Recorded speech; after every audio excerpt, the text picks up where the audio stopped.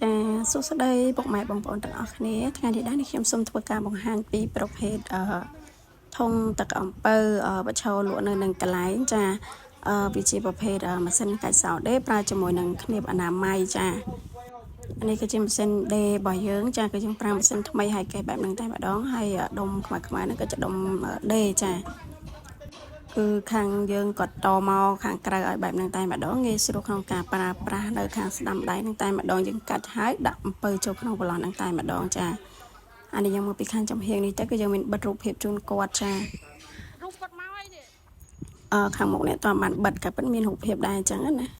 អញ្ចឹងសម្រាប់ពុកម៉ែបងប្អូនដែលគាត់ចង់បានប្រភេទទូដែលបញ្ឈរនៅនឹងកន្លែងនៅពេលដែលអត់មានភ្លើងរត់ក៏អាចប្រើបានដែរព្រោះដោយសារយើងប្រើជាលក្ខណៈប្រភេទម៉ាស៊ីនសាំងចា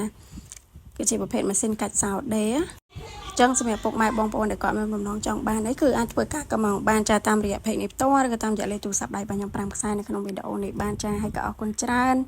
ចំពោះការជឿជាក់និងគាំទ្រមកលើ page មីងហៀងសិប្បកម្មធ្វើរទេះគ្រប់ប្រភេទយើងខ្ញុំផងដែរចាអរគុណច្រើនបាយបាយ